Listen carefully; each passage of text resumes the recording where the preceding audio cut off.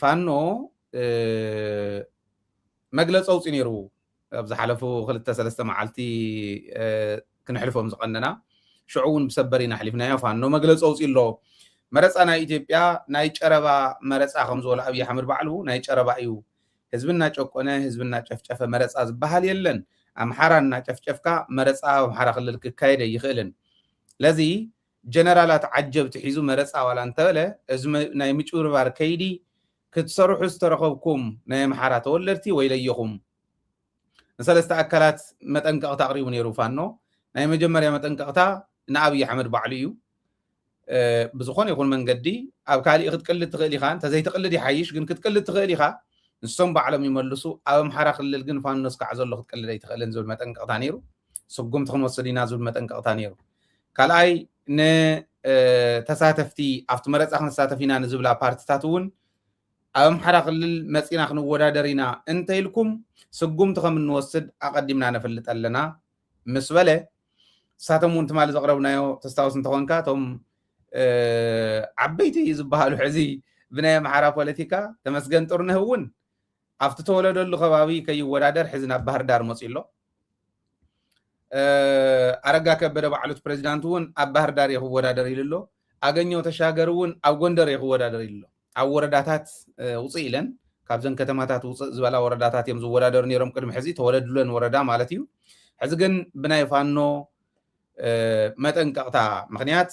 ኣትዮም ኣለዉ ናብ ማእኸል ከተማ እዚ ጥራሕ ግን ኣይኮነን ንዕኦም እውን ነተን ካልኦት ፓርቲታት እውን ስለ ዝነበረት መጠንቀቕታ እንተመፂኹም እና መረፃ ክነካይድ ኢና እንተኢልኩም ስጉምቲ ክንወስድ ኢና እዩ ነይሩ ካልኣይ መጠንቀቕታ ማለት እዩ ሳልሳይ መጠንቀቕታ መረፃ ዘፍፅሙ በቢ መረፃ ጣቢኡ መረፃ መፈፀምቲ ተባሂሎም ስልጠና ተዋሂብዎም ክመፁ እሞ ህዝቢ እውን እንዳቐስቀሱ ንዓ ውፃእ እንዳበሉ ናብ መረፃ ከውፁ ናይ መረፃ ካርዲ እውን ክብትኑ ዝተመደቡ ግለሰባት ነይሮም እዮም እዚኣቶም ከዓ ፅሩይ ዝኾነ መጠንቀቕታ ኣውፅኡ ነይሩ እዩ ፋኖ እንተመፂኹም ኣብ ኣምሓራ ክልል ካርዲ ክትዕድሉ እንተረኺብኩም ሕጋዊ ስጉምቲ እዩ ንዓና ስጉምቲ ክንወስደልኩም ኢና ዝብል ኣውፅኡሎም ነይሩ እዚኣ እውን ጥሒሶምማ ዝተረኸቡ ስጉምቲ ከም ዝወስድ ኣውፅኡ ዋላ እንተነበረ ነዚኣ ጥሒሶም ዝኸዱ ሰባት ተረኺቦም ሕዚ ዕላው ዝኾነ ስጉምቲ ምውሳድ ጀሚሩ ኣሎ ነቲ ሓደ ማሪኹ ወሲድዎ ኣሎ ንገሊኦም ግን ቀጥቂጡ ገዲፍዎም ኣሎ ባይዘወይ ብዱላ እዮም ቀጥቂጠሞም ኣትሊስት ኣይንደግምን እስካዕ ዝብሉ ብዱላ እዮም ቀጥቂጠሞም ድሕሪ ሕዚ እንተመፂኹም እዚአን ክትግብሩ እንተረኺብናኩም ግን ወይለየኹም ህይወትኩም ኢኹም ትፋረዱ ዘለኹም ኢሎም እዮም ገሊፆምሎም ነቲ ሓደ ግን ሒዞሞስ ቀጥቂጦም ሰደሞስ ሞይሱ ክዕድል ምስ ተረኸበ ሒዞሞ ከይዶም ሕዚ የለፋልፍዎ ኣለዉ ላለሁ የልማሚ ከተማና መሰረተ ልማት የአገልግሎት እዚ እዩ ፋኖ ሒዞሞ ከይዶም ማለት እዩ ንስማዓዮ ስሜ ደረጃ ያለው ባላለሁ የልማሚ ከተማና መሰረተ ልማት የአገልግሎት አሰጣጥ ቡድን መሪ ነኝ ሲቀጥል የ02 ምክትል አፈ ጉባኤ ነኝ ምርጫ እንዳስፈጽም ያው ተመድቤ ከካቢኔ ጋራ ስንቀሳቀስ ቤት ለቤት እያስገደን እያስወጣን ምርጫ ካርድ እንዲወስዱ አድርገናል ነገር ግን ምርጫው ተገቢና ፍትሃዊ አይደለም ምክንያቱም በጦርነት አውድማ ውስጥ እያለን አማራ ክልል ሰላም ያጣበት የጦርነት አውድማ የሆነ ስለሆነ ምርጫው ለማስፈጸም ተገቢ አይደለም ነገር ግን መንግስት የራሱን ስልጣን ለማራዘም ሲባል ምርጫ እንዲካሄድለት የሚያደርገው እንቅስቃሴ ጥሩ ስላልሆነ እንደ አማራ ክልል ምርጫ መካሄድ የለበትም ለምሳሌ የኛን ወረዳ ብናየው በዙሪያ ወረዳ 28 ቀበሌ ያለ በከተማ አስተዳደሩ 5 ቀበሌ ያለ በዙሪያ ወረዳው ሙሉ በሙሉ ፋኖ ያለበት ነው በከተማ አስተዳደሩ በአራቱ ቀበሌዎች ከሞላ ጎደል ሙሉ ባይባልም መንግስት ኃይል ያለበት ነው 3 ቀበሌ ላይ ብቻ ምርጫ ማስፈጸሙ ወንጀል ነው ተገቢም አይደለም ስለዚህ ይህን ምርጫ ለማካሄድ የራሱን ስልጣን ለማራዘምና የአማራን ህዝብ ለማስጨፍጨፍ ነው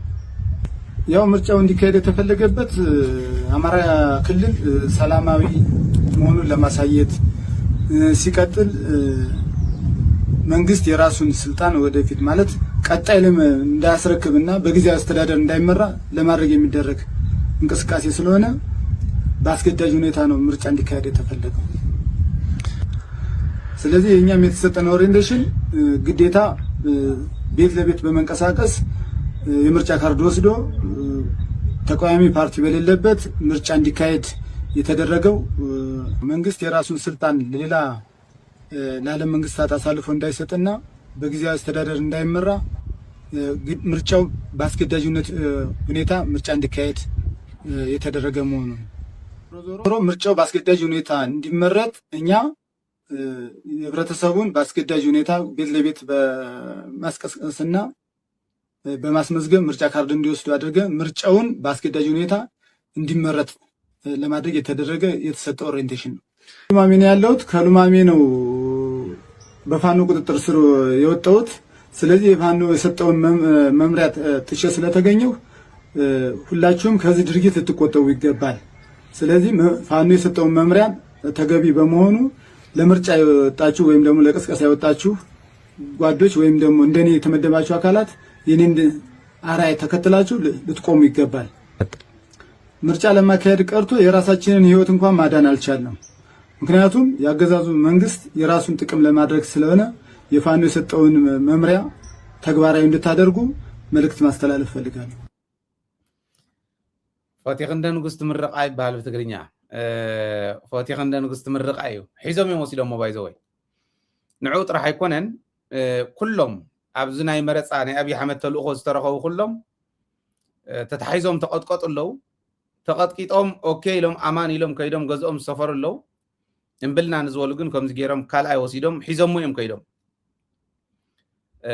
ካፍታ ወረዳስ ካብ 17 ቀበሌ ኣብ 3 ቀበሌ ጥራሕ እዩ ከፍፅም መረፃ ከፍፅም ኢሉ አብይ አሕመድ ነዚኣቶም መዲቡ ዘሎ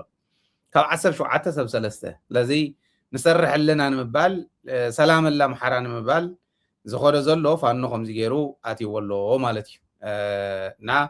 መፅየ ድሕሪኻ ቀፅል ሚኪታ ሊንክ ከቕምጠልኩም እየ ካልኦትኩም እውን ክትኣቱ ትኽእሉ እዮም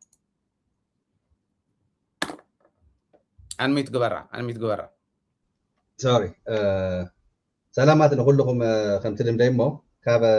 ኤርትራ እውን ሰላም ኢሎምና ነይሮም አንተ ወፍቲ ኮማንድ ናሪኹ ነይረ ትማሪን ኢስተይ ትንክፍ እናቢልናያ ኣነ ግን ብጣዕሚ ሰጊአሎም እየ ነይረ መልእኽቲ ዝሕለፍዎ ኣነ ሰማዕዎ ማሕበራዊ ሚድያ ናይ ቲክቶክ ኣትዮም ነይሮም ካብቲ ሰራዊት ናይ ፋኖ ስጉምቲ ምውሳድሲ ህይወት እዮም ኢሎምና ባይዘወይ ኣብ ዝኾነ ቦታ ኣብ ናይ ብልፅግና ተሳተፍቲ ዝረኸብናኩም ሲ ህይወትኩም ኢኹም ክትስእሉ እዮም ሓያል ቃላት እዮም ተጠቒሞም ትቃንሶ ክጥቀመሉ ኣይክእልን እየ ምክንያቱስ ቆልዑ ምስ ስድራ ቤት ስለ ዝርእይዎ እቲ ሚድያ እምበር ኣብዚ ዘስምዐና ሕዚ ዋ ኣብ ካልኣይ ዝርያ ወሲዶም ተቐጥቀጡ እውን ተወቅዑ እውን ኣለው እዮም ግን ህይወቶም ንክስእኑ ምዃኖም እቲ መልእኽቲ ነይሩ ካሊእ ኣይገርመን 3 ካብ 17 ብልፅግና ዝመርሐንሲ እዚኡ ፍሉጥ ኮዩ ልዕሊ 75% ካብቲ ከተማታት ናይ ኣምሓራ ወፂኻ እኮ ፋኖ ኮ እዩ ዝኒሄዎ እንታይ ኣዲስ ኣበባ ካብ ኣዲስ ኣበባ ከተማ ኣብና ኣለኻ ክሕግዘካ 90% ተቆፃፂርናዮ እዮም ዝብሉ ነዚ ምልክት ሰለስቲኦም ቶም ዓበይቲ መራሕቲ ዝበሃሉ ናይ ኣምሓራ ክልል ተመስገን ጥሩነህ ኣረጋ ከበደ እና ኣገኘው ተሻገር ካፍተን ተወለዱለን ወረዳታት ወፂኦም ናሏሽ ከምፃልካ እስካዕ ተቅርብ ሰኑን ክነቅርበን ኢና ኣበየበይ ምዃነን ኣብ መንጎ ከቅርበን የተናይት ማሊ ዳታና ክንደልን ካብ ተወለዱሉ ከተማ ወፂኦም ናብ ጎንደርን ናብ ባህር ዳርን ከይዶም መከላከያ ናይ ኢትዮጵያ እውን ኣብ ጎንደር ኣብ ባህር ዳርን ኣብ ደሴን ጥራሕ ክንቀሳቀስ እዩ ናፍቂድናሉ እኒና ንሕዚ ለዚ 90% ተቆፃፂርና እዮም ዝብሉ ግርሚ እሞ ባህር ዳር ጎንደር ደሴ 3 ከተማ ንሕዘር ሕና ኮይነን ናይ ብልፅግና መራሕቲ ሲ ተኣምር እዩ ማለት እዩ እዚ ከዓንስ ጋና መሬትና መልሱልና ንብል ዘለና እውንስ ዋሕንጎ ተንካለት እውን ተተሓዊሰነስ እንታይ ከም ዘጋጥሞ ብልፅግና ግልፂ እዩ ግን ናብ ባህር ዳር ተሓይሸ ድማስ ናብ ህዝብካ ኣምሓራይ ፖለቲካ መሪሕነት ኮይንካ ምስ ህዝብካ ደየዋፀካ እንትቃልስካ እዩ ናተይ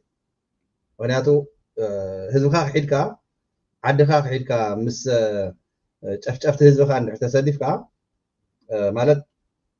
ግልፂ እዩ እቲ ህዝቢ እውን ምሳኻ ከም ዘይስለፍ ክመርፅ ኢልካ ትሓስቦ ግን መን እዩ እንተኢልካስ ተወሰኑ ናይ ተደናገሩ ዝፈርሑ أفتي بلسقنا بعد حزب وزن لكابتات نيشتك تساتفت يسألني يوم إلى حديث نحرك كايد وزن نجزي جن كي كايد من تساس جور زلو ياو بعلم زنجز قاعتهم سمع هو تايو أبزخ أنا بطا ولا تبلسقنا حزب وزن لبطاسي نحنا حايلنا أنا خيرنا زنينا زيات نجر كي كايد أم حرا خلي الناس أبمود وسكان نوصو بسرور السرعة زيو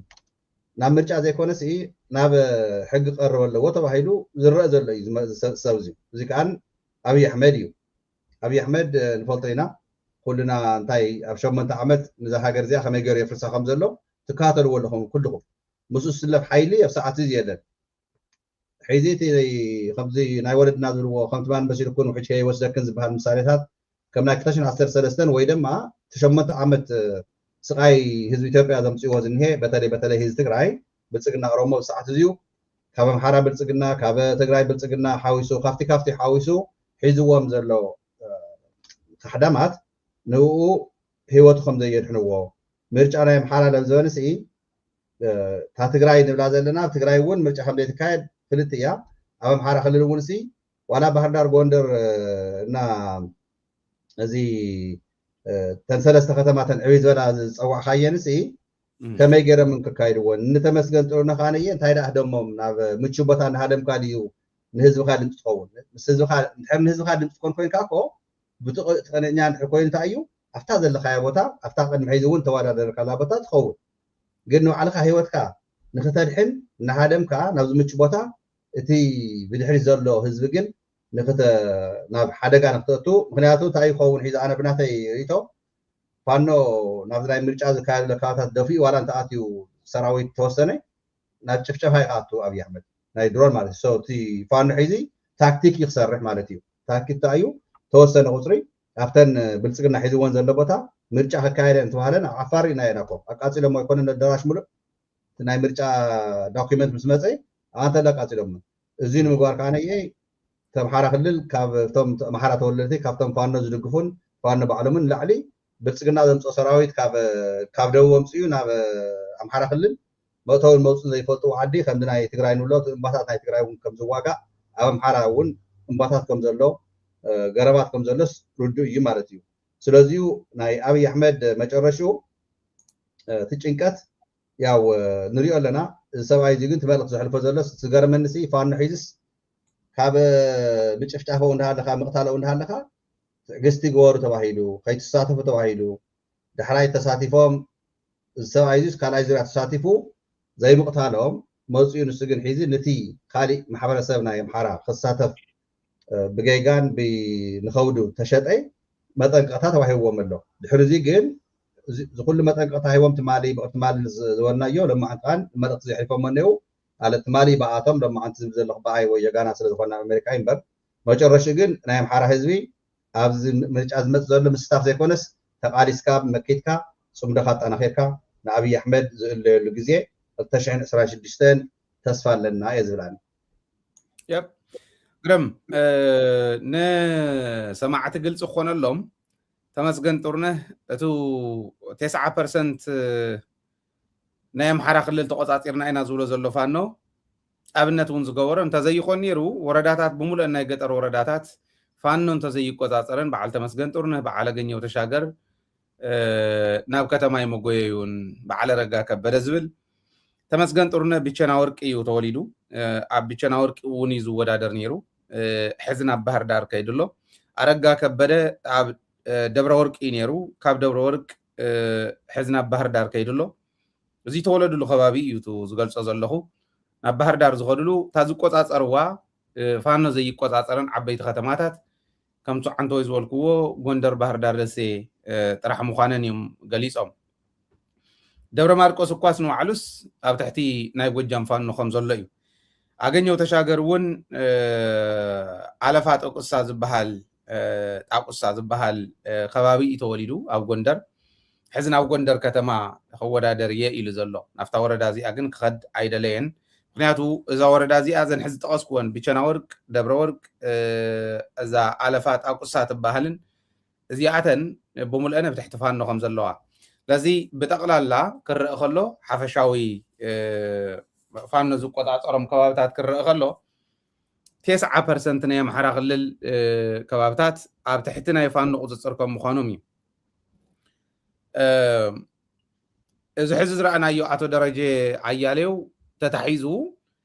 ኣብ ትሕቲ ቁፅፅር ናይ ፋኖ ኮይኑ ፋኖ ሒዞሞ ከይዶም ካልኣይ እዩ ተረኺቡ ባይዘወይ ከም መጀመርያ ተረኺቦም ምስኡ ተወቂዖም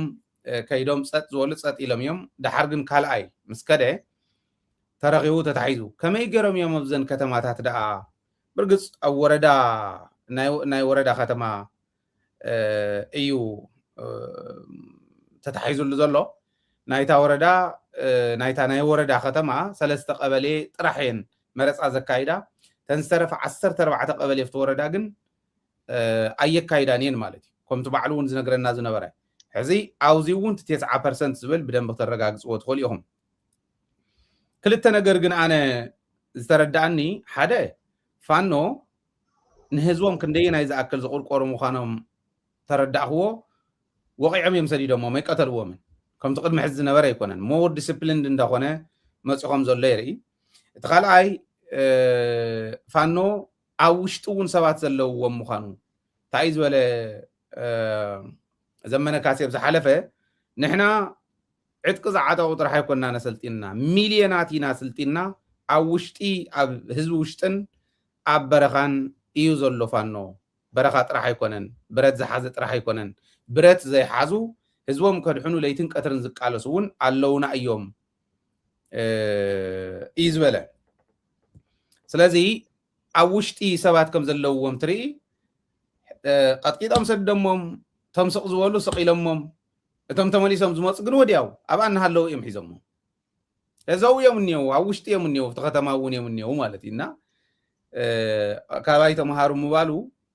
ፎቲኽ እንደ ንጉስ ትምርቃ ዝዓይነቱ እዩ ተይፈተኸ ወይ ተማሂርዋ ዘሎና ካብኡ ተማሃሩ ሌሎች የምርጫ አስፈጻሚዎች በአማራ ክልል ያላችሁ ፋኖ እያለው ያለው ማድመጥና መተግበር ይኖርባችኋል አለያም ደግሞ ያው የሚደርስባችሁ እንግዲህ ወደፊት የምናየው ነው የሚሆነው ዘበሊና ክንሕልፍ ንደሊ በመሓርኛውን ጊዜ ክንረክብ ከለና መምጻእና አይተርፍን ትግዜ ስለዘይ አኽለልና ናይ ትግርኛ ፕሮግራማት ስለዝበዝሑ እዩ